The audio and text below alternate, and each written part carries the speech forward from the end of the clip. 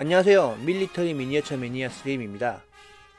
이번 영상에서는 북한과 적대 집단이 사용하는 비대칭 전략의 또 다른 대응 방법 707 특임대에 대해서 이야기해 보려고 합니다. 웬만한 군사적 지식이 있으신 분들은 한국의 최고 대테러 전력 중에 하나가 707 특임대라는 건 알고 계실 거예요. 태양의 후예에 등장하는 유시진 대위는 엄청난 가공이 들어간 인물이긴 하지만 가장 강력한 국가의 군사적 자산이라는 의미를 강하게 부각시키고 있죠.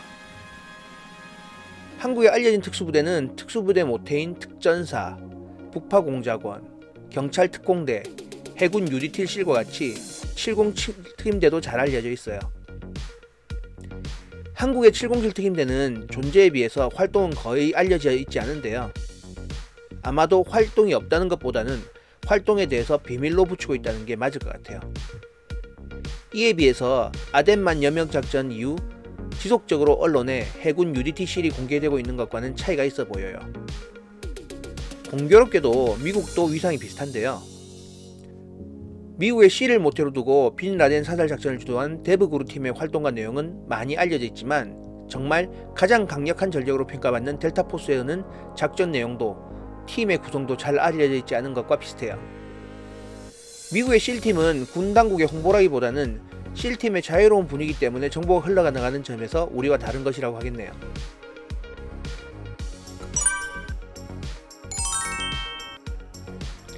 (707) 특임대의 임무는 특성도 특이하지만 창설 배경도 특이합니다.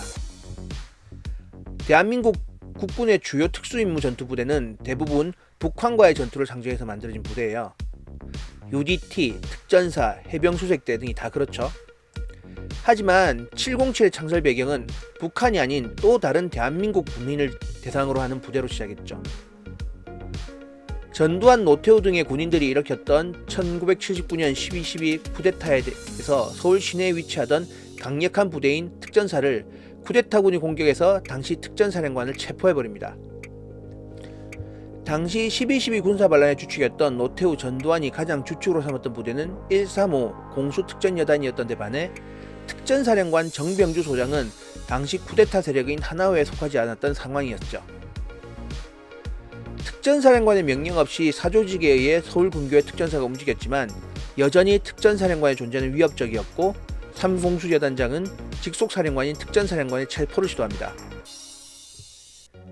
이 상황에서 비서실장인 김호당 소령은 사살당하고 특전사령관은 총상을 입고 체포됩니다. 이후 아시는 바와 같이 전두환, 노태우로 연결되는 군인 출신 대통령의 통치가 시작되는 시점이 되는 거죠. 한번 정권을 잡은 쿠데타 군부는 반대의 상황을 염려하게 되고 특전사 중 뛰어난 인원들을 차출해서 특전사령관의 경호를 위한 707 특임대를 창설하게 됩니다. 쿠데타를 일으킨 군인이 쿠데타를 방어하기 위해 만든 아이러니한 부대인 거죠. 처음 시작부터 주적을 북한이 아닌 국군의 반란 세력에 대한 무력 대응을 목표로 창설된 거예요. 이후 국내 정치가 경제적, 군사적으로 안정되면서 쿠데타의 위험이 적어졌고 때마침 큰 국가 행사인 86 아시안게임과 88 올림픽의 테러 대응을 위한 부대로 임무의 무게가 옮겨가게 됩니다. 당연히 특수부대의 주임무인 후방정밀 타격의 임무도 그 주임무의 하나로 가져가게 되죠. 당시 올림픽은 테러 집단의 주요 공격 대상이었고 적지 않은 부대가 올림픽 테러로 인해 또는 테러를 대비하기 위해 만들어지거나 편제를 조정하는 시절이었으니까요. 실제 임무 수행이 어떤지는 대테러 시범 이외에는 크게 알려져 있진 않아요. 대민 업무를 수행하는 수준 이외에 실제적인 무력 행사는 알려져 있지도 공개되어 있지도 않아서 어느 정도의 임무를 수행하고 있는지는 잘 알려져 있지 않습니다. 하지만 요즘 들어 특전사 707 특임대 출신의 유튜버 등 조금씩 알려져 있기는 하지만 장비, 복무 형태 정도지 여전히 임무 내용은 잘 알려져 있지 않아요. 하지만 레인보우6에서 도깨비와 비질이 주요 오퍼레이터로 나오는 등 국제적인 인지도가 있는 특수부대인 건 확실합니다. 선발은 당연히 특전사 인원 중에서 피지컬과 지능이 우수한 인원을 선발하여 훈련시키는 것으로 알려져 있어요. 당연히 특전사 여단과의 임무 차이가 있어 훈련 내용에도 차이가 있는 걸로 알려져 있는데요. 그 중에 가장 큰 특징 중에 하나는 대한민국의 가장 돈 많은 부대 중에 하나라는 겁니다. 전군에서 아주 제한적인 인원이 유지되다 보니 주목도 많이 받고 장비 부분에서도 많은 차이를 보이는데요. 돈 많고 투자 많은 특전 여단과 비교해도 707에 특화된 무기를 사용하는 경우가 많습니다. 총기만 봐도 독일제 MP5, MP7 그리고 스카 소총을 사용하는 것으로 확인되고 있어요. 같이 훈련한 미군의 평가에서도 한국의 707 부대는 높은 수준의 역량뿐만 아니라 해외 특수부대 대비 장비 면에서 딸리지 않는다고 평가하고 있습니다. 나라에 돈이 있으니 뛰어난 인원에게 정확한 훈련과 함께 비싸고 효율적인 무기를 지급하는 것은 강한 군대를 위해 필요한 것이죠.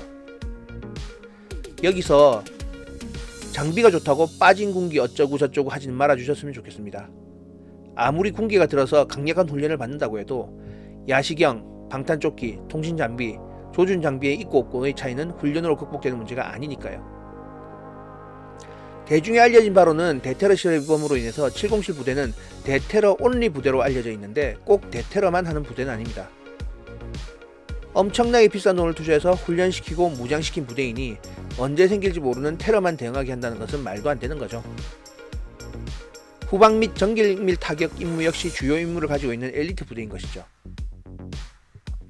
향후 북한과 테러 집단의 위협 시 최첨단 무기와 더불어 한국을 지켜낼 강력한 군사력 자산인 특전사 707 특임대에 대해서 알아보았습니다. 비록 시작은 석연치 못한 목적에서 창설되었지만 이제는 한국을 대표하는 세계적인 군사 역량으로서 한국의 안보를 지키는 중요한 임무를 안전하게 수행하기를 기원합니다. 오늘은 707 특임대에 대해서 알아보았는데요. 영상이 마음에 드시면 구독, 좋아요 부탁드립니다.